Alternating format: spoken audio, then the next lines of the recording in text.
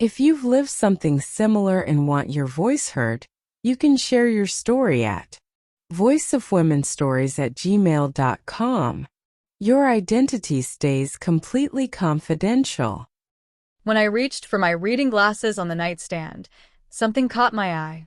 A tiny red light, no bigger than a pinhead, blinking from inside the smoke detector above our bed. My hand froze midair. The light blinked again.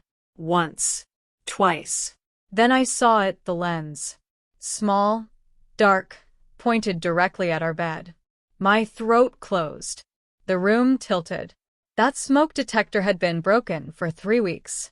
My mother-in-law, Patricia, had insisted on replacing it herself during her last visit. "You work so hard, sweetie," she'd cooed, standing on our bed in her pristine white sneakers. "Let me take care of this for you." I'd thanked her. Actually thanked her. The glass of water in my hand started shaking so violently I had to set it down. My husband Derek was downstairs watching football. His mother was probably at home right now, 20 minutes away, watching us. Watching me. How long had she been watching? 3 weeks of cameras pointing at our bed. 3 weeks of her seeing everything. My stomach lurched, and I barely made it to the bathroom before I vomited. Let me take you back 6 years. That's when I married Derek, and that's when I made the biggest financial mistake of my life. I fell in love with a man whose mother saw me as an ATM with a pulse. It started small. "Honey, Mom's car broke down again," Derek said 2 months after our wedding. "She needs $800 for repairs. Can you help? I'm a little short this month." I wrote the check. Patricia hugged me, called me her angel, said I was special people. The next month, it was $1,200 for dental work. Then $2,000 for property taxes. Then a loan of $5,000 for home repairs that would definitely be paid back by Christmas. Christmas came and went. The money didn't come back. I'm a nurse practitioner. I make $98,000 a year.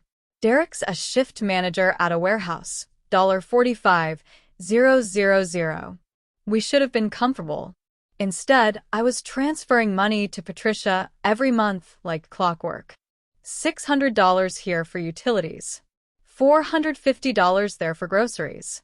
$1,100 for her car insurance. Month after month after month. I kept a spreadsheet. I'm not proud of that, but I needed to see it in black and white. Over 5 years, I'd given Patricia $147,000.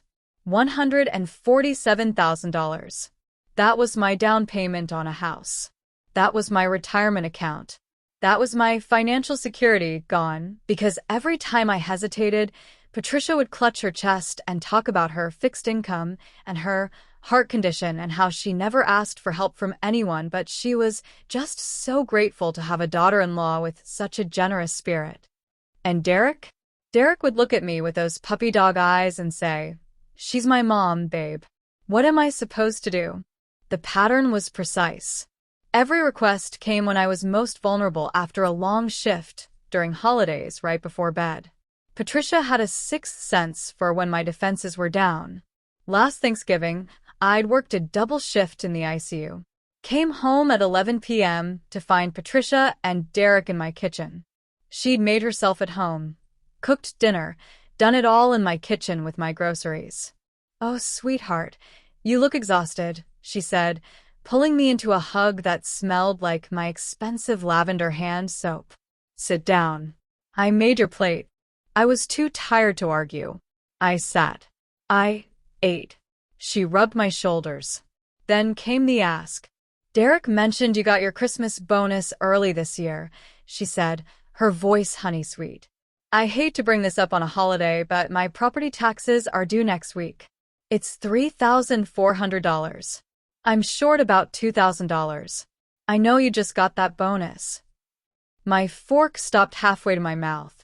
My Christmas bonus was $5,000. I'd been planning to finally start that emergency fund. "Mom, maybe now isn't," Derek started. "It's fine," I heard myself say. The words came out automatically, like a programmed response. "I can transfer it tomorrow." Patricia beamed. You're an angel. Derek, you married special people. Special people. She said it every time, like it was a compliment. Like it meant something. It meant I was an easy mark. The breaking point came on a Tuesday. My mother had been dead for 8 years. Every year on her birthday, I took the day off work and visited her grave. It was my ritual, my sacred time, the one day I asked Derek to respect without question. This year, I woke up at 6 a.m., got dressed in Mom's favorite color, lavender, and found Derek already gone. A note on the counter. Had to help Mom move furniture. Be back later. Love you. My chest tightened, but I told myself it was fine. He forgot. People forget. I drove to the cemetery alone. Sat by Mom's headstone for 3 hours. Told her about work, about money, about feeling like I was drowning in someone else's expectations. Cried into my hands while sprinklers hissed nearby. When I got home at 2 p.m., Derek's truck was in the driveway. Good. We could still salvage the day. Maybe go to Mom's favorite restaurant, the Italian place downtown. I walked in with a smile ready. Patricia was on my couch. Her feet were up on my coffee table. She was eating my expensive cheese, the aged Gouda I'd been saving, and watching my TV. Oh, good, you're home, she chirped. Derek's been helping me all day. We just ordered pizza. You don't mind, right? Derek was in the kitchen, phone to his ear, ordering. He didn't even look at me. Actually, I said, my voice small. Today is... Oh, I know. Patricia waved her hand dismissively. But honey, this couldn't wait. My bed frame collapsed last night. I could have been hurt. Derek said you'd understand. Something in me cracked. It's my mother's birthday. I said, louder now. Derek knew I needed today. Derek finally turned around. He looked annoyed. Annoyed at me. It's been 8 years, he said. Mom needed help today. Your mom isn't going anywhere. The room went silent. Even Patricia's chewing stopped. What did you just say? My voice sounded strange, distant, like it was coming from underwater. I just meant, look, you visit her grave all the time. Mom needed. Get out. Babe. Get out. My hands were shaking. Both of you. Get out of my house. Your house. Patricia stood up, her face twisting into something ugly. Listen here, you selfish little. I said get out. They left. Derek slammed the door so hard a picture frame fell off the wall and shattered. I stood in my living room, surrounded by their mess. Half-eaten pizza. Patricia's shoes kicked off by the couch, Derek's jacket on my chair, and I felt something shift inside my chest. Not grief. Not even anger. Clarity. Cold, sharp, crystalline clarity. I didn't sleep that night. I sat at my kitchen table with my laptop and my spreadsheet, and I did the math again. $147,000 to Patricia over 5 years. Average of $2,450 per month. If I'd invested that money conservatively at 7% annual return, I'd have over $175,000 right now. Instead, I had nothing. No savings. No emergency fund. Just a maxed-out credit card I'd used last month to cover Patricia's emergency HVAC repair, $4, $200 that she swore she'd pay back as soon as her tax refund came through. The refund never came. It never was coming. At 3 a.m., Derek texted, "You embarrassed me in front of my mother. You owe her an apology." I stared at that text for 5 full minutes. Then I blocked his number. 3 weeks later, I found the camera. And now I was standing in my bedroom, staring at that blinking red light, and I understood the full scope of what I'd married into. This wasn't just about money. This was about control. Patricia didn't want a daughter-in-law. She wanted a servant, a piggy bank, someone she could monitor and manipulate and drain dry. And Derek? Derek was her co-conspirator.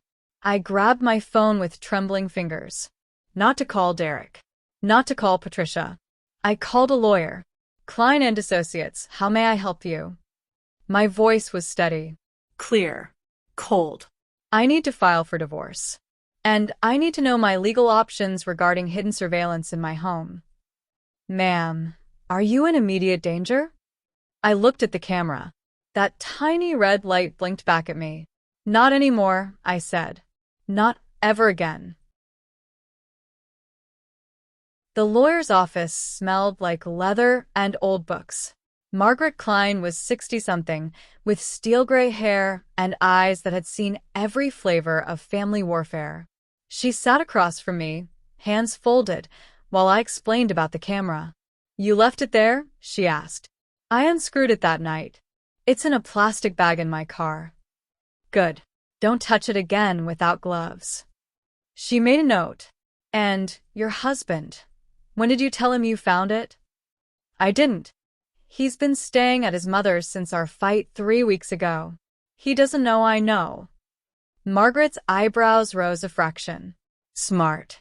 Let's keep it that way for now. She leaned forward. Mrs. Chun, I'm going to be direct with you. What you're describing is financial exploitation combined with criminal surveillance.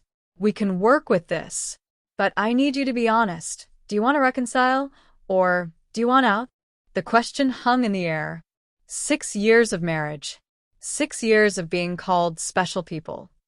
6 years of watching my bank account drain while Patricia smiled and Derek looked away.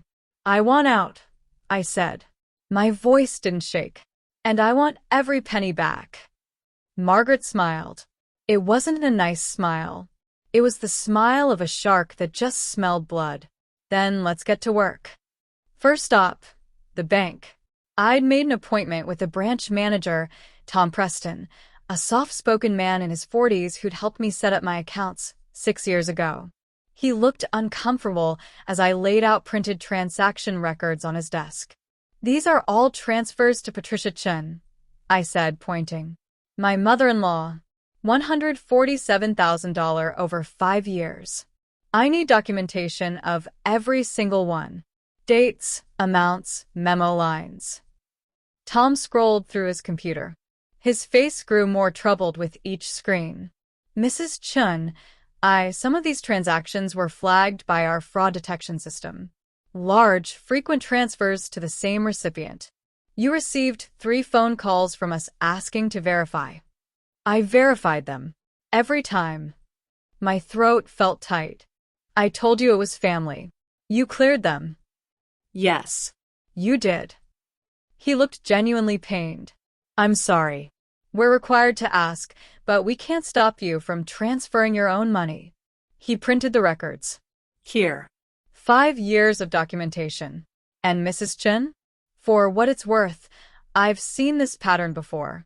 Usually with elderly parents and their adult children, but the pattern is the same. What pattern? Financial elder abuse. Except in your case, it's reversed. You're the one being drained. He slid a business card across the desk. Financial counselor. She specializes in economic abuse recovery. When this is over, call her. You're going to need to rebuild. I took the card. My hands were steadier than I expected. Thank you, I said. And Tom? I need you to do one more thing. Remove Patricia Chun from my list of approved transfer recipients. Put a hold on any transactions to her. If anyone tries, I want to be notified immediately.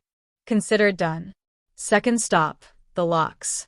I hired a locksmith for $450, ironically, the same amount Patricia had borrowed last month for groceries. The locksmith, a woman named Sandra with tattooed forearms, whistled when she saw my door. This is a builder-grade lock, she said. A teenager could pick this with a bobby pin. You want security? I'm going to set you up with deadbolts, reinforced strike plates, the works. Do it. While Sandra worked, I went through the house. Every gift Patricia had given me, every candle, every frame, every decorative pillow, went into garbage bags. If she'd touched it, it was gone. In the bathroom, I found her expensive hand cream in my medicine cabinet. She'd been helping herself, making my home hers. I threw it in the trash so hard the plastic cracked. Sandra called me back to the door. All set. Here are your keys. No one is getting in here without your permission. Not even with the old keys. Perfect. Whoever you're keeping out, Sandra said, meeting my eyes, I hope they stay out. I've done this job for 15 years. I know that look. You're protecting yourself from family, aren't you? I nodded. Good for you, she said. Family can be the most dangerous people we know. Derek showed up that night at 7 p.m. I heard his key in the lock. The scraping sound when it wouldn't turn. Then the pounding. Sarah, open this door. I stood in my living room, phone in hand with 911 already dialed, just needing to hit send. My heart hammered, but I didn't move toward the door. I know you're in there. What the hell did you do to the locks? Go away, Derek. I called back. I'll talk to you through your lawyer. My lawyer? Are you insane? This is my house too. No, I said louder now. It's not. The deed is in my name. I bought it before we got married. You're not on the mortgage. This is my house, and you're not welcome here anymore. Silence. Then, baby, please. Let's just talk. You let your mother put a camera in our bedroom, Derek. More silence. Longer this time. I don't know what you're talking about. Yes, you do. The smoke detector she insisted on replacing. The one with the blinking red light. I heard him suck in breath. Confirmation. That wasn't. She just wanted to make sure you were safe when I wasn't. Get off my property before I call the police. His footsteps retreated. I heard his truck door slam. The engine roared to life, and he peeled out of my driveway. I pressed my back against the door and slid down to the floor. My whole body was shaking now, adrenaline draining out in waves. I'd done it. I'd actually done it. I called Margaret Klein. He knows about the camera, I said. Good. Let him panic. Panic makes people sloppy. Did he threaten you? He pounded on the door. Yelled. But he left when I mentioned police. Record everything from now on. If he comes back, call 911 first, me second. Understand? Yes. Sarah, you did well tonight. That was the hard part. It gets easier from here. It didn't get easier. The next morning, I woke up to 53 text messages from a number I didn't recognize. This is Patricia. Derek told me what you're accusing us of. How dare you? After everything I've done for you. Everything I've given you. You ungrateful, selfish, horrible woman. I opened my home to you. Treated you like a daughter. And this is how you repay me? The messages went on and on. By message 30, she was threatening legal action. By message 40, she was claiming I'd stolen money from her.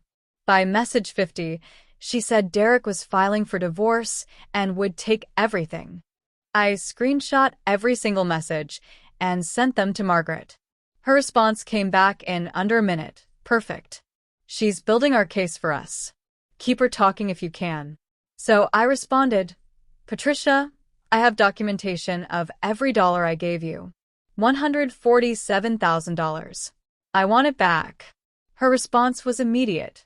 Those were gifts. You can't take back gifts. That's not how family works. Family doesn't spy on each other, I wrote back. I don't know what you're talking about. You're clearly having some kind of breakdown. Derek is worried sick. We both are. And there it was. The gaslight. The pivot to concern. Making me the crazy one. Leave me alone, Patricia. Talk to my lawyer. Your lawyer? For what? What do you think you're going to accomplish? You have no proof of anything. It's your word against ours. I sent her the photo I'd taken. The camera. The lens clearly visible. The blinking red light. 3 minutes passed. 5. 10. No response. I'd finally shut her up. My friend Jessica came over that weekend. We'd worked together for 8 years. She was an ICU nurse, tough as nails, and one of the few people who'd been gently warning me about Patricia for years. I should have listened to you, I said as we sat on my couch with Thai takeout. Honey, no. Don't do that. Jessica squeezed my hand. I watched the same thing happen to my sister. Her husband's family bled her dry for 15 years. Literally 15 years before she woke up. You're doing it in 6. You're ahead of the curve. Did she get her money back? Jessica's face told me the answer before her words did. No. But she got her life back. Her peace. Her self-respect. And 3 years later, she met someone who actually loved her, not her bank account. I gave them so much, I whispered. How did I not see it? Because they're good at this. Predators always are. She pulled out her phone. Look, I'm in this Facebook group. It's for people dealing with toxic in-laws. You should join, just to see you're not alone. These stories? Sarah, yours isn't even the worst one. There are women who gave $500,000, who bought houses for their in-laws, who went bankrupt. She showed me the group. Thousands of members. Thousands of stories just like mine. I wasn't special, people. I was just another Mark. But I was a Mark who was fighting back. The following Tuesday, I came home from a shift to find someone had tried to jimmy my back door. The wood around the lock was splintered. Fresh. Recent. I called the police. Officer Martinez was a young woman with kind eyes who took photos of everything and filled out a report. Any idea who might have done this? My estranged husband or his mother. I'm in the middle of a divorce. There's a history of financial abuse and harassment. Do you have a protective order? Not yet. My lawyer said to wait until.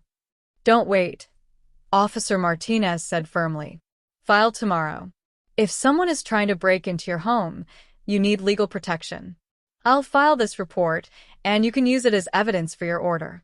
Do you have somewhere else you can stay tonight? This is my home. I understand, but I'm not leaving my home. She looked at me for a long moment, then nodded. Okay, but I'm going to have a patrol car swing by every few hours tonight. And get a security system. Cameras. Motion sensors. The works. Already ordered. I lied. I ordered it the second she left.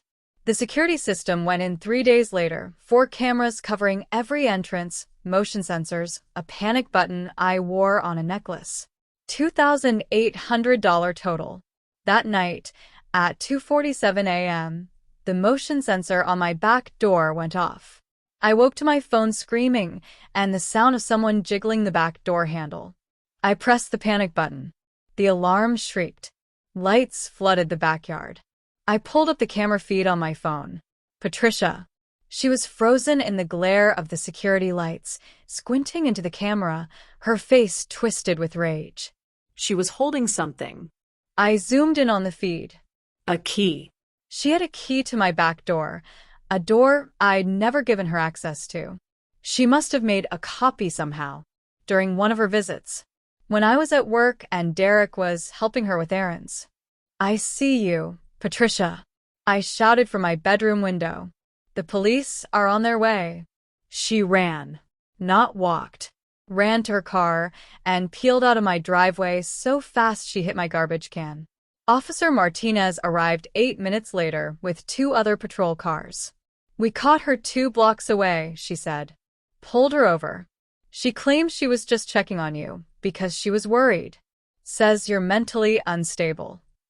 I have video of her trying to use a key I never gave her to enter my home at 3 a.m. Officer Martinez smiled grimly. Yes. You do. We watched it. She's being charged with attempted breaking and entering. And Mrs. Chin? That protective order? File it tomorrow. First thing. I'm putting this in my report, and I'm recommending immediate approval. I filed the protective order at 9 a.m. By 2 p.m., I had a temporary restraining order against both Patricia and Derek. They were to stay at least 500 feet away from me, my home, and my workplace. By 5 p.m., Derek was served. By 6 p.m., my phone started ringing. A different number. I didn't answer. Voicemail. Sarah, this is Derek's cousin Amy. I don't know what's going on, but Aunt Patricia is beside herself. She's having chest pains. She might be having a heart attack. If something happens to her, it's on you. Delete. Another call. Another cousin. Sarah, this is Uncle Mike. What you're doing to that poor woman is unconscionable. She raised Derek by herself. She sacrificed everything. And this is how you treat her. Delete. Another. Derek's sister. You're destroying our family. Over what? Money? You're that greedy? That petty? Delete. Block. Delete. Block. They came in waves. 15 calls in 2 hours. All saying the same thing. I was cruel. I was crazy. I was breaking Patricia's heart. Not one person asked for my side. Not one person asked if I was okay. I called Jessica. They're calling me, I said. The whole family, saying I'm killing her. Of course they are. It's called flying monkeys. They send people to harass you, so they don't have to. Block every single one. And Sarah? If Patricia actually has a heart attack, that's not on you. That's on her. She tried to break into your house at 3 a.m. She put a camera in your bedroom. She stole $147,000 from you. Whatever happens to her now is a consequence of her own actions. It doesn't feel that way. I know, but feelings aren't facts. The fact is, you're protecting yourself. That's not cruelty. That's survival. The next morning, I did something I hadn't done in 6 years. I went to a hair salon. A nice one. The kind Patricia always said was too expensive for everyday people. I got highlights, a professional blowout, a facial, my nails done. $450. The exact amount I'd given Patricia last month. I looked at myself in the mirror and barely recognized the woman staring back. She looked alive. Awake, like someone who mattered. Special occasion? The stylist asked. Yes, I said. I'm celebrating my divorce. She raised her champagne glass. They gave you champagne at the salon. To new beginnings. To new beginnings. That afternoon, I drove to my mother's grave. I hadn't been back since the day Derek and Patricia ruined it. I'd been too angry, too hurt. I sat in the grass next to her headstone and told her everything. The camera, the money, the protective order, the attempted break-in. You always said to watch out for people who call themselves family but act like strangers, I said. I should have listened. The wind rustled through the trees. A bird sang somewhere nearby. I'm getting out, Mom. I'm finally getting out. I felt lighter leaving than I had arriving. 2 weeks after the protective order was granted, Patricia violated it. She showed up at the hospital where I work. I was at the nurse's station, charting, when I looked up and saw her walking toward me down the corridor. Security badge and all. She'd somehow talked her way past the front desk. Sarah, she called, waving like we were old friends. Sarah, honey, we need to talk. My supervisor, Linda, immediately stepped between us. Ma'am, you need to leave. I'm her mother-in-law. I have every right to.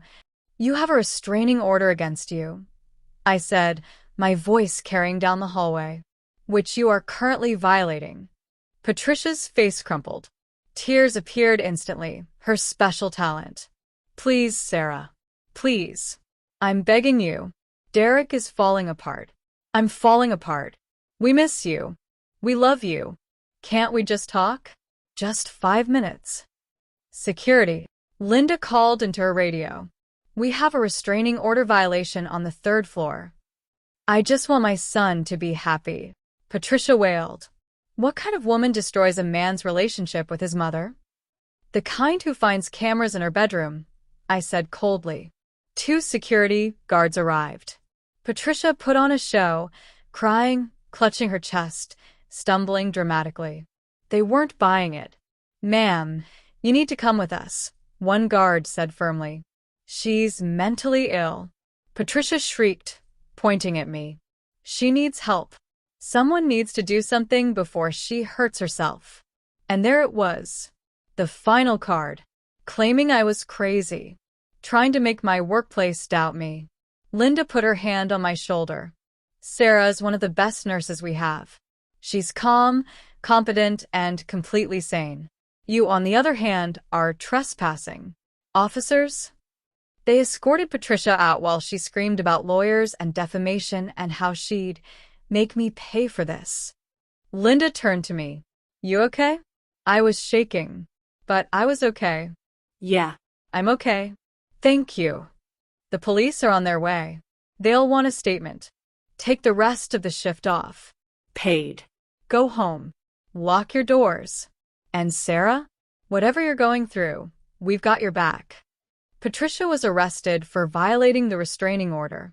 She spent 8 hours in jail before Derek bailed her out for $5,000. That night, I got an email from Margaret Klein. Sarah, Patricia's arrest accelerates our timeline. Derek's lawyer contacted me today. They want to settle. Derek files for divorce, you keep the house, no alimony either direction, and you agree not to press criminal charges against Patricia for the camera. They're scared. They know they're going to lose. My recommendation: refuse. We take this to court. We get everything we're owed, and we make sure they face consequences for what they did. But it's your decision. If you want this over and done with quickly, we can settle. If you want justice, we fight. What do you want? I stared at that email for 20 minutes. Quick and clean. Or slow and brutal. I thought about the camera. The $147,000. The 3 a.m. break-in. The manipulation. The lies. The 6 years of being called special people while being treated like garbage. I typed my response. We fight. The divorce proceedings began on a cold Monday in February. The courthouse smelled like floor polish and anxiety. Margaret Klein sat beside me in her crisp navy suit, a thick folder of evidence on the table in front of us. Across the aisle sat Derek and his lawyer, Robert Hammond, a middle-aged man with expensive cufflinks and a condescending smile. Derek wouldn't look at me. He kept his eyes on the table, jaw clenched, looking like a scolded child. Patricia sat in the gallery behind him.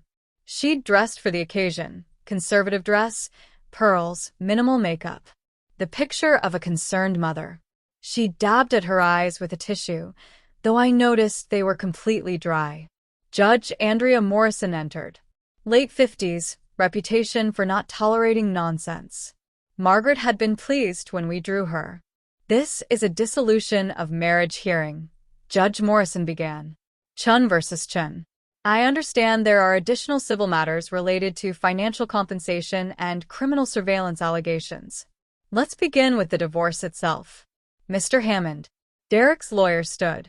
Your Honor, my client is seeking a straightforward divorce with equitable distribution of assets.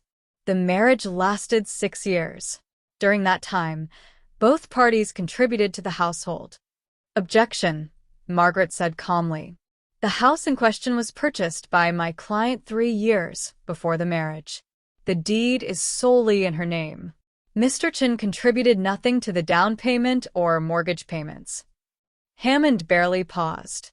My client contributed to household expenses, maintenance, and improvements, which he will need to document with receipts, Judge Morrison said. Continue. Furthermore, Your Honor, my client's mother, Patricia Chun, has been subjected to a restraining order, false arrest, and severe emotional distress due to Mrs. Chen's unfounded accusations of financial exploitation and surveillance. We are countersuing for defamation, emotional distress, and legal fees totaling $75,000. I felt Margaret's hand touch my arm lightly. Stay calm. Your Honor, Margaret stood. My client has documentation proving every allegation. We welcome the opportunity to present evidence. Judge Morrison looked at both lawyers. This is going to be a multi-day hearing, isn't it? Yes, Your Honor. Wonderful. Let's start with the surveillance allegations. Ms. Klein, you have evidence? Yes, Your Honor. If we may approach. Margaret presented the camera. Still in its evidence bag. The smoke detector casing. Photos of where it had been installed. Timestamped video footage the camera had recorded to a cloud server, footage that showed our bedroom, our bed, everything. I watched Derek's face as the evidence was presented. He went white. Your Honor, Margaret continued, the cloud storage account was registered to an email address. She handed over a printed page. Email protected. Patricia Chern. The account was created 3 days before she volunteered to replace the smoke detector in my client's bedroom. Judge Morrison examined the documents. Her expression was unreadable. Mr. Hammond? Response. Hammond stood, looking less confident now. Your Honor, my client's mother is elderly and not technologically sophisticated. She may have been confused. She created a cloud storage account, purchased a surveillance camera, installed it, and monitored the feed for 3 weeks, Margaret said. That requires considerable technological sophistication. We maintain that Mrs. Patricia Chen's intentions were protective, not invasive. She was watching my client undress, Sleep. have private moments with her husband. Margaret's voice was ice. There is no protective interpretation of that behavior. Judge Morrison made a note. Noted. We'll hear witness testimony on this matter. Who's first? Margaret called me to the stand. I swore to tell the truth and sat down, my heart hammering. Every eye in that courtroom was on me. Margaret walked me through it systematically. When I discovered the camera, how I felt, what I did. Mrs. Chen, can you describe your emotional state when you found the surveillance device? I felt violated, I said, my voice steady. I felt like I'd been living in a prison without knowing it, like every private moment for 3 weeks had been stolen from me. And when you learned the device belonged to Patricia Chen? I felt betrayed, and I realized the surveillance was just part of a larger pattern of control. Objection, Hammond said. Speculation. I'll allow it, Judge Morrison said. Continue. Margaret nodded at me. Tell the court about the financial pattern, Sarah. And I did. All of it. Every request. Every guilt trip. Every dollar. Margaret projected my spreadsheet on the courtroom screen. 5 years of transactions. $147,000 highlighted in red. These are transfers from your account to Patricia Chen's account. Yes. And you received what in return? Nothing. She called them loans, but she never paid anything back. When I asked, she'd say she was on a fixed income, that I was special people, that family helps family. Did you want to give her this money? I paused. That was the question, wasn't it? At first, yes. I wanted to help. But after the first year, I felt obligated. Pressured. Like if I said no, I'd be a bad person. A bad daughter-in-law. Did your husband support you in setting boundaries? No. He always took her side. He'd say, she's my mom, or what am I supposed to do? He made me feel like I was the problem for wanting to keep any of my own money. Thank you, Sarah. No further questions. Hammond stood for cross-examination. He had that smug lawyer smile again. Mrs. Chen, you claim you felt pressured to give money to Patricia Chen. But you never said no, did you? I tried to. Yes or no, Mrs. Chen. Did you ever explicitly refuse to give her money? Not until. Yes or no? Margaret stood. Your Honor, she's trying to answer. I'll allow the witness to complete her responses, Judge Morrison said sharply. Mr. Hammond, let her speak. Hammond's smile tightened. Mrs. Chen, I tried to say no several times. Each time, Patricia would have a medical emergency. Chest pains. Fainting spells. Derek would panic, and I'd give in because I was afraid she'd die, and it would be my fault. So, you admit these were medical emergencies? I admit that's what they were called. I later learned from her doctor that she has no heart condition. The chest pains were anxiety, triggered, coincidentally, whenever I hesitated to give her money. Hammond's eyebrow twitched. You contacted her doctor? Her doctor contacted me, I said calmly. After Patricia was arrested, she listed me as her emergency contact at the jail. The doctor called to discuss her medications. That's when I learned there was no heart condition. I watched that land. Hammond glanced at his notes, clearly unprepared. Mrs. Chun, isn't it true that you willingly gave this money as gifts? That you never asked for repayment? Patricia called them loans. She said she'd pay me back. I have text messages where she promised repayment. Margaret handed over printed texts. Hammond looked at them, and his jaw tightened. No further questions. Margaret called her second witness, Tom Preston, the bank manager. He testified about the fraud alerts, the patterns that concerned him, the fact that my account had been systematically drained over years. In your professional opinion, Mr. Preston, does this transaction pattern indicate financial exploitation? Yes. Without question. It's a textbook case. Hammond's cross was brief and ineffective. You can't argue with bank records. Next witness, Officer Martinez. She described the attempted break-in, Patricia's 3 a.m. visit, the restraining order violation at the hospital. In your experience as a police officer, does this behavior pattern indicate escalating harassment? Absolutely. The subject showed increasing desperation and disregard for legal boundaries. In my opinion, she posed a threat to Mrs. Chen's safety. Hammond tried to shake her. Officer, isn't it possible Patricia Chun was simply a concerned mother-in-law checking on someone she considered family? Martinez gave him a flat look. Concerned mothers-in-law don't try to break into houses at 3 a.m. They don't install hidden cameras in bedrooms. And they don't violate restraining orders. Point. Set. Match. The prosecution rested. Now it was Derek's turn. Hammond called Derek to the stand. He looked miserable, pale, thinner than I remembered, dark circles under his eyes. Mr. Chen, can you describe your relationship with your mother? She raised me by herself, Derek said quietly. My dad left when I was 3. She worked 2 jobs, sacrificed everything for me. She's all I have. And when you married Sarah, how did your mother react? She was happy. She loved Sarah, welcomed her into the family. Did your mother ever express hostility toward your wife? No. Never. She needed help sometimes. And Sarah was generous. She offered. I watched Margaret make a note. The word offered circled 3 times. Mr. Chun, did you know about the surveillance camera in your bedroom? Derek hesitated. That hesitation told everyone everything. Mr. Chun? Judge Morrison prompted. My mom mentioned she was worried about Sarah. She'd been acting strange, not sleeping. Mom thought. She thought maybe Sarah needed help and wouldn't ask for it. The camera was just to make sure she was okay. So you knew. Another pause. Not until after it was installed. But you didn't remove it. I didn't think it was that big a deal.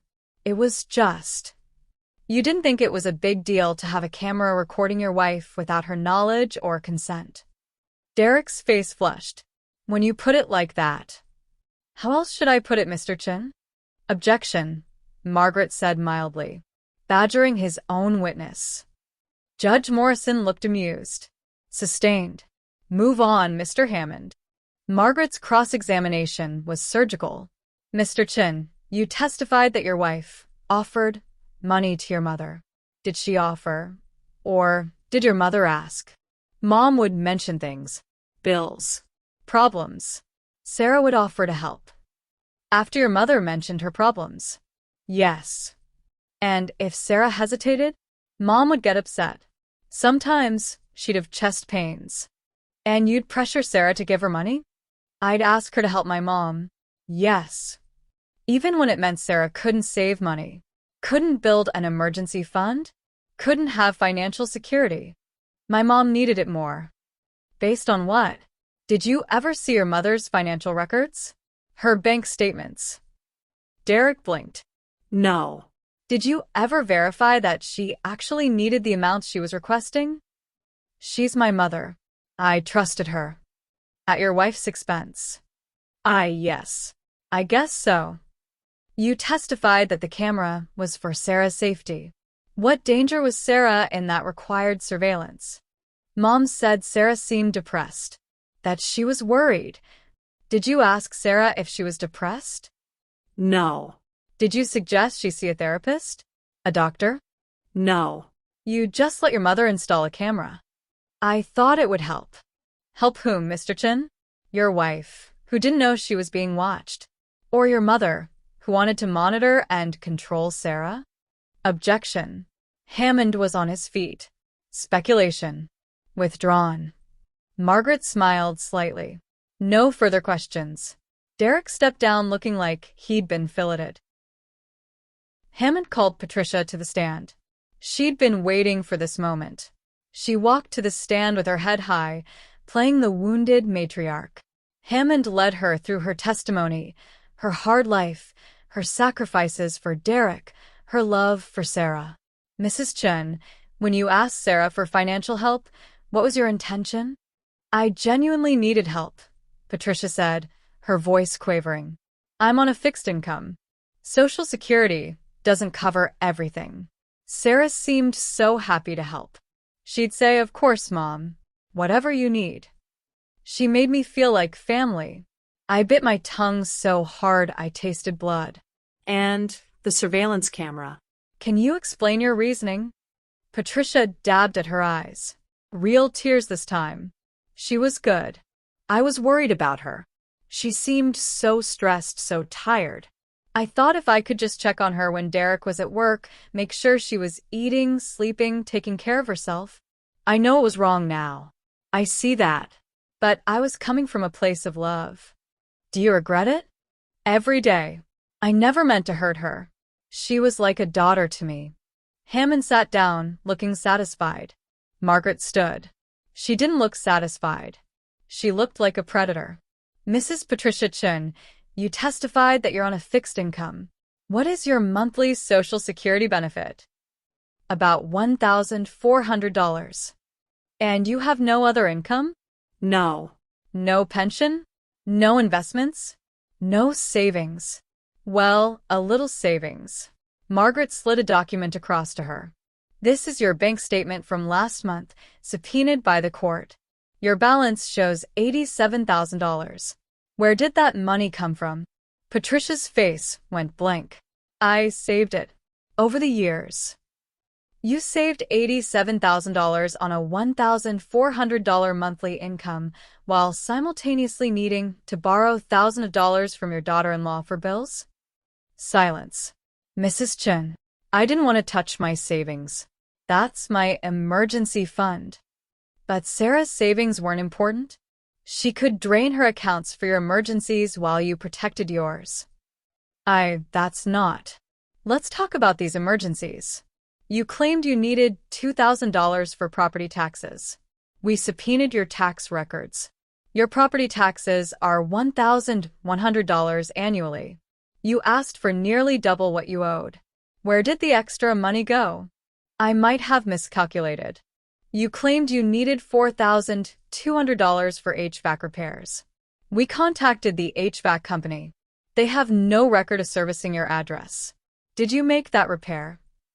Patricia's hands twisted in her lap. I got a different company. Which company? I don't remember the name. So, you can't provide a receipt? I pay in cash. How convenient. Margaret pulled out another document. This is the cloud storage account for the surveillance camera. It shows you accessed the feed 247 times over 3 weeks. Sometimes at 2 a.m. Sometimes at 6 a.m. You were monitoring Sarah around the clock. Does that sound like checking if someone is eating and sleeping? I was worried. You were controlling. You were invading her privacy. And when she discovered it and tried to protect herself, you escalated. You tried to break into her home. You violated a restraining order. You showed up at her workplace. You sent family members to harass her. Does that sound like love to you, Mrs. Chen? I just wanted my son back. At what cost? Sarah's money? Her privacy? Her mental health? Her sense of safety? Patricia's composure cracked. She took him from me. She turned him against me. I gave that boy everything and she— There it is, Margaret said softly. Not love. Possession. Derek isn't your husband, Mrs. Chun. He's your son. And Sarah isn't your enemy. She's the woman who paid for your lifestyle while you pretended to need help you didn't actually need. Objection. Hammond was standing. This is argumentative. Sustained, Judge Morrison said. But she was looking at Patricia with new eyes. Ms. Klein, wrap it up. Just one more question, Your Honor. Margaret turned back to Patricia. Did you ever intend to pay Sarah back? Any of it? Patricia's mouth opened. Closed. Opened again. Mrs. Chen, Judge Morrison prompted. No, Patricia whispered. They were gifts. Family doesn't pay back gifts. But you called them loans. That's just a word. Words mean things, Mrs. Chen. And your words were lies. Hammond called character witnesses for Patricia. 3 of them. Derek's Aunt Linda testified that Patricia was a devoted mother who'd sacrificed everything. Margaret's cross. Did you know Patricia has $87,000 in savings while claiming poverty to her daughter-in-law? Linda had not known that. Her testimony deflated rapidly. Derek's cousin Tom testified that Patricia was generous and kind. Margaret's cross. Has Patricia ever given you money? Well, no, but has she ever asked you for money? Once or twice. Did you give it to her? No, I couldn't afford. Thank you. No further questions. The 3rd witness, a neighbor, testified that Patricia was beloved in the community. Margaret's cross. Did you know she installed a hidden camera in her daughter-in-law's bedroom? The neighbor's face went white. No. Does that change your opinion of her character? Yes. Yes, it does. Margaret called her final witness, Dr. Rebecca Torres, a forensic psychologist who specialized in family dynamics and financial abuse. Dr. Torres had reviewed all the evidence. Bank records, text messages, the surveillance footage, police reports, everything. Dr. Torres, in your professional opinion, does this case represent financial exploitation? Absolutely. This is a textbook case of financial abuse within a family system. The perpetrator, Patricia Chun, used emotional manipulation, fake emergencies, and guilt to systematically drain the victim's resources while protecting her own assets. And the surveillance? The surveillance represents an escalation to direct control. When financial manipulation wasn't enough, Patricia sought to monitor and control Sarah's physical space and activities. This is consistent with patterns seen in coercive control situations. What about Patricia's claim that she was motivated by concern? Dr. Torres shook her head. Genuine concern respects boundaries. This was surveillance for control, not care. The frequency of access, 247 times in 3 weeks, indicates obsessive monitoring, not occasional check-ins. In your opinion, was Sarah in danger? Yes. Individuals who engage in this level of financial exploitation and surveillance often escalate when their control is threatened. Patricia's behavior after Sarah set boundaries, the break-in attempts, the restraining order violations, these are red flags for potential violence. Hammond's cross-examination couldn't shake her. Dr. Torres had 30 years of experience and 0 patience for his implications that Sarah was oversensitive. The final day of testimony arrived. Both sides gave closing arguments. Hammond painted Patricia as a struggling elderly woman taken advantage of by a vindictive daughter-in-law. He claimed the money was given freely, the camera was well-intentioned, and the restraining order was retaliatory. Margaret painted a different picture. A picture of systematic financial abuse, of manipulation and control, of a woman who saw her daughter-in-law not as family, but as a resource to exploit. Your Honor, Margaret concluded, my client came into this marriage with savings, security, and hope. She leaves it with debt, trauma, and a surveillance video of her own bedroom. She gave $147,000 to a woman who had $87,000 in savings but claimed poverty. She gave 6 years to a man who chose his manipulative mother over his wife's well-being. She gave trust to people who repaid it with cameras and break-ins and harassment. The question before this court is simple. Does Sarah Chin deserve to rebuild what was taken from her? Does she deserve restitution? Does she deserve justice? Your Honor, we believe the answer is yes. Judge Morrison looked at both sides. I'll have my decision in 1 week. Court adjourned. The longest week of my life. I went to work, came home, stared at my walls. Jessica came over twice to make sure I ate. Whatever happens, she said, you already won. You got out. You're safe. You're free. The rest is just paperwork. But it didn't feel like paperwork. It felt like vindication or defeat. Justice or another betrayal. 7 days later, I sat in that courtroom again. Judge Morrison entered. Everyone stood. She sat. We sat. She looked at me. Looked at Derek and Patricia. I've reviewed all the evidence and testimony in this matter. I've examined the bank records, the surveillance device, the police reports, and the expert analyses. My heart was pounding so hard I could hear it in my ears. This court finds that Sarah Chun was subjected to a pattern of financial exploitation and coercive control by both Derek Chun and Patricia Chun. The evidence is overwhelming and unambiguous. Patricia made us sound like a wounded animal. The surveillance device represents a serious invasion of privacy and violation of trust. The attempt to justify it as concern is rejected by this court as both unconvincing and insulting. Judge Morrison looked directly at Patricia. Mrs. Patricia Chun, your testimony revealed something deeply troubling. You had substantial savings while claiming poverty to extract money from your daughter-in-law. You used fake emergencies and manipulative tactics to drain her resources. That is financial elder abuse in reverse, and it is unconscionable. She turned to Derek. Mr. Derek Chun, you enabled this abuse. You pressured your wife to prioritize your mother's wants over your wife's needs. You allowed a surveillance camera in your marital bedroom. You have failed fundamentally in your obligations as a spouse. She looked down at her notes. Therefore, this court grants the following. 1. The marriage is dissolved. Sarah Chun retains sole ownership of the marital home and all assets in her name.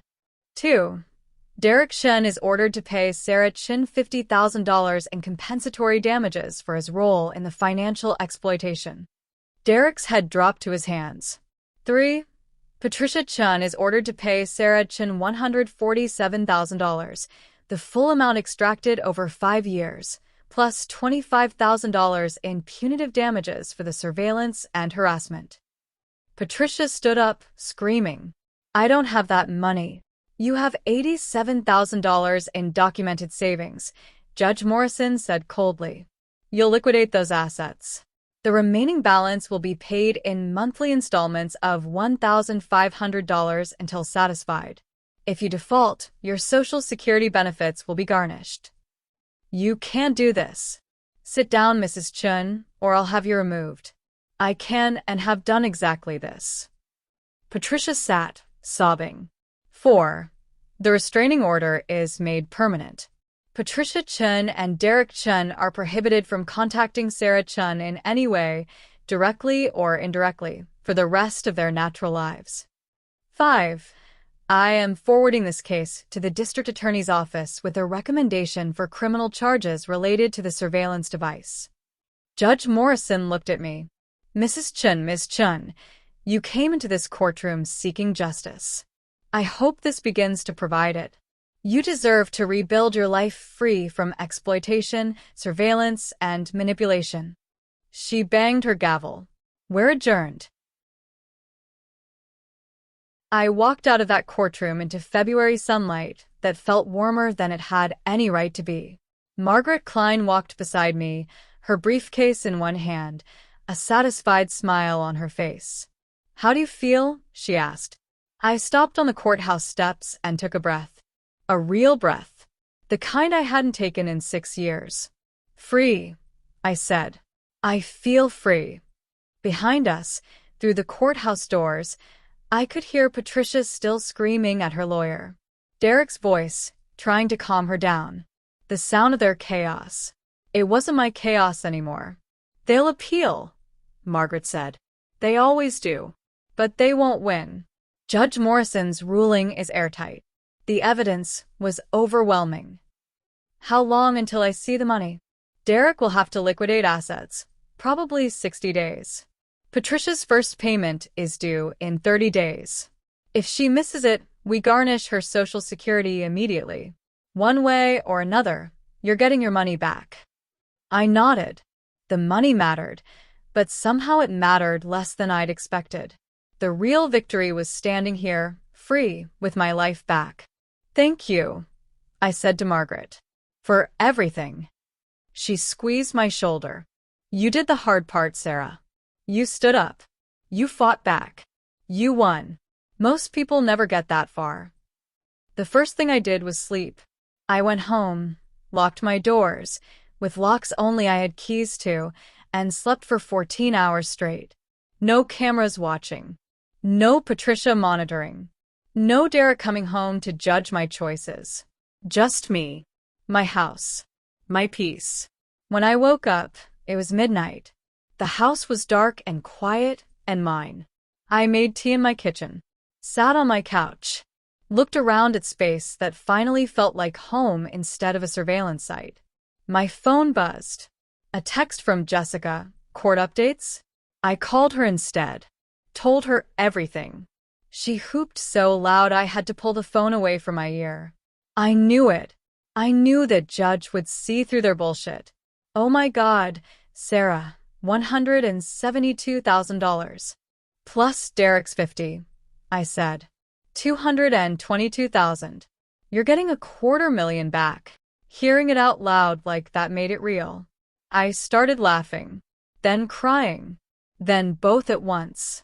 You okay? Jessica asked, her voice gentle now. Yeah, I said. Yeah, I really am. For the first time in years, I'm actually okay. 2 weeks later, Derek's lawyer delivered a cashier's check for $50,000.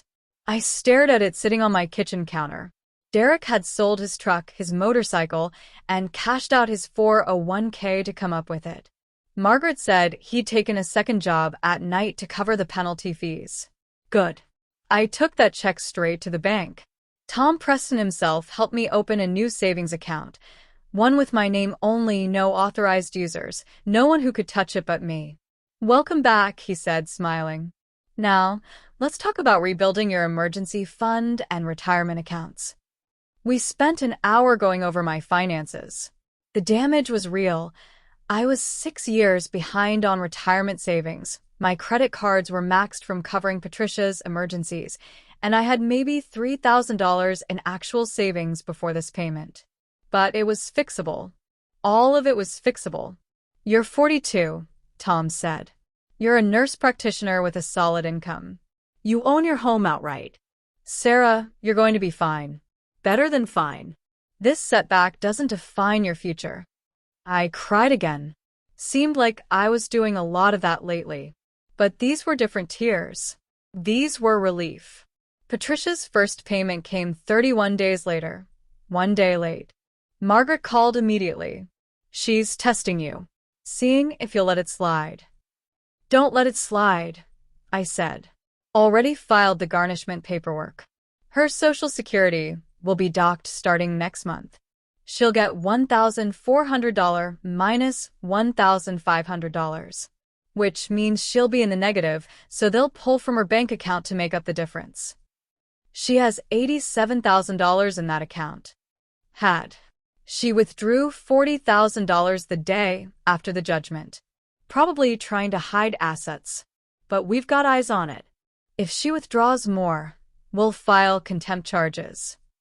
Patricia was learning the hard way that she couldn't manipulate the legal system the way she'd manipulated me. 1 month became 2. 2 became 3. I started therapy. Real therapy with Dr. Hannah Greenfield, a specialist in family trauma and financial abuse. You're going to have to grieve, Dr. Greenfield said in our first session. Not just the marriage, the family you thought you were joining, the mother-in-law you wanted Patricia to be, the 6 years you spent trying to earn love that was never actually available. I keep thinking about all the things I could have done with that money, I admitted. Trips I didn't take. The house renovations I postponed. The retirement account I should have. That's normal. But Sarah, here's what I want you to consider. You also learned something invaluable. You learned your worth isn't determined by how much you give. You learned that generosity without boundaries is just self-destruction. And you learned that you're strong enough to fight back. It doesn't feel strong. It feels like I was stupid for 6 years. You were hopeful for 6 years. There's a difference. Hope isn't stupidity. Manipulation is just really, really good at looking like love. Over the next few months, I learned to separate what I'd lost from what I'd gained. Yes, I'd lost money and time, but I'd gained clarity, strength, the knowledge that I could survive betrayal and come out stronger. 4 months after the judgment, I got a message through Margaret. Derek wanted to talk. Absolutely not, Jessica said when I told her. The restraining order is permanent for a reason. He wants to apologize, I said. That's what his lawyer told Margaret. So, he can write a letter. He can shout it into the void. He doesn't get access to you. I knew she was right, but part of me, the part that had loved him once, wanted to hear it. If you do this, Dr. Greenfield said in our next session, it needs to be on your terms. Public place. Margaret present. Time limit. And you need to be very clear about why you're going. Is it closure? Curiosity? Or are you hoping he'll say something that makes the last 6 years make sense? That hit home. I think I want him to say it wasn't all fake, I admitted. That some part of it was real. And if he doesn't say that, if he just makes excuses or blames you, then I walk away knowing I tried. We set it up. Coffee shop. Midday. Margaret at a nearby table. 30 minutes maximum. Derek looked terrible. He'd lost weight. His clothes didn't fit right. His hair was longer, unwashed. He had the look of someone who'd been sleeping poorly for months. He sat down across from me. Didn't meet my eyes. Thanks for meeting me, he said. You have 30 minutes. I'm sorry. He said it fast, like he'd been practicing. I'm so sorry, Sarah. For all of it. The money. The camera. Choosing Mom over you. I was wrong. I waited. Silence often reveals more than questions. I didn't know how bad it was, he continued. I knew Mom asked you for money, but I didn't know it was that much. I didn't know she had savings. She told me she was broke. You never asked to see proof. No. She's my mom. I believed her. Even when it meant your wife couldn't save money, couldn't feel secure? I thought you were being generous. I thought you wanted to help. I did want to help. At first. But Derek, I told you I was struggling. I told you we needed to set boundaries. And you told me I was being selfish. He flinched. I know. The camera, Derek. How do you explain that? His jaw worked. I didn't know about it until after. Mom said she installed it, and I didn't make her take it down. I should have. I should have protected you. But I thought maybe it would help her feel less anxious about me being married, and her anxiety is not my responsibility. Her feelings are not my problem. You chose to protect her feelings over my basic right to privacy. I know. I fucked up. His voice cracked. I've lost everything. My wife. My home. My truck. Mom won't even talk to me now because I can't give her money anymore. She blames me for the judgment. Says I should have fought harder. I felt nothing. No sympathy. No satisfaction. Just nothing. Why are you telling me this? I asked. Because I want you to know I'm sorry. And I want you to know it wasn't all fake. I did love you. I do love you. I didn't know how to choose you over her. There it was. The truth. He did love me. Just not enough. Not more than his mother. Not more than his fear of her disapproval. Thank you for saying that, I said. I meant it. But Derek, love isn't enough. Love without respect is just a nice feeling. Love without boundaries is just chaos. Love without protection is it's just not love at all. I could change, he said desperately.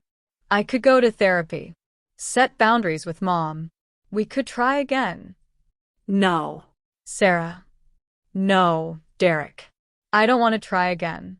I don't want to teach you how to be a good partner. I don't want to wait while you learn boundaries. I want peace. I want security. I want a life where I'm not monitored and manipulated and used. I'm not like her. You enabled her. That makes you complicit. His face crumpled. So that's it? 6 years, and it's just over. It's been over since I found that camera. This is just me saying the words out loud. We're done, Derek. Permanently. I hope you get therapy. I hope you learn boundaries. I hope you find peace. But you'll do all that without me. I stood up. My coffee was still full. I hadn't touched it. Goodbye, Derek. He didn't try to stop me. Just sat there as I walked out, shoulders shaking, crying into his hands. Margaret followed me out. You okay? Yeah, I said. I really am. And I was. 6 months after the judgment, I did something I'd been dreaming about for years. I booked a trip to Italy. 2 weeks. Rome, Florence, Venice. All the places Mom had talked about visiting before she got sick. Places I'd been saving to visit before Patricia drained my accounts. I used Derek's $50,000 for it. Called it my Freedom Fund. Jessica came with me.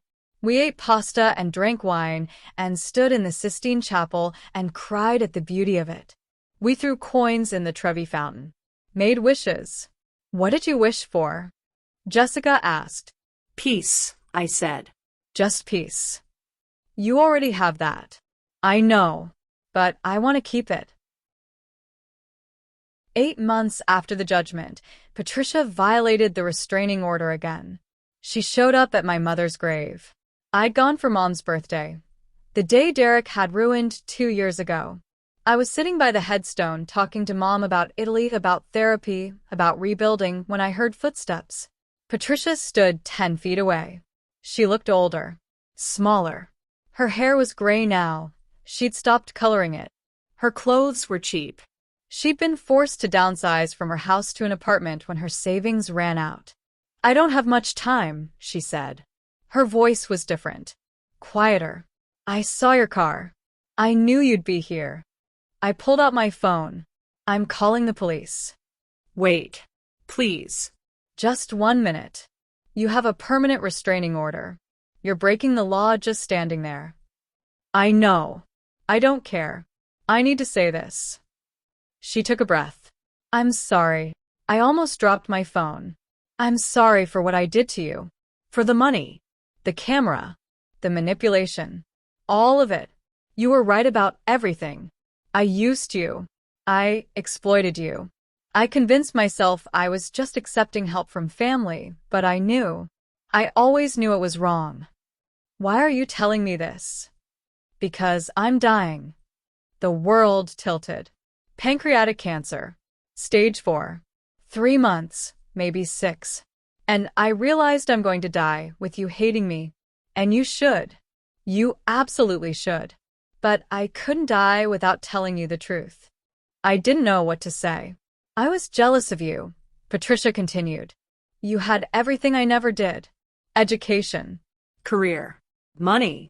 Independence. And you had Derek's love in a way I never could. Because you were his choice. I was just his mother. And I hated that.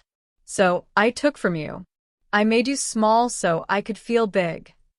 That's not an apology. That's an explanation. You're right. So here's the apology. I'm sorry, Sarah. I stole from you. I violated you. I tried to destroy your marriage and your peace. And you didn't deserve any of it. You were kind and generous, and I repaid that with cruelty. I'm sorry. She turned to leave. Patricia. She stopped. I don't forgive you, I said. I might never forgive you, but I'm glad you said it. She nodded. That's more than I deserve. She walked away. I watched her go. This small, gray, dying woman who'd once loomed so large in my life. I called the police anyway, reported the violation. She was arrested that afternoon. She died 4 months later. Derek called Margaret to let me know.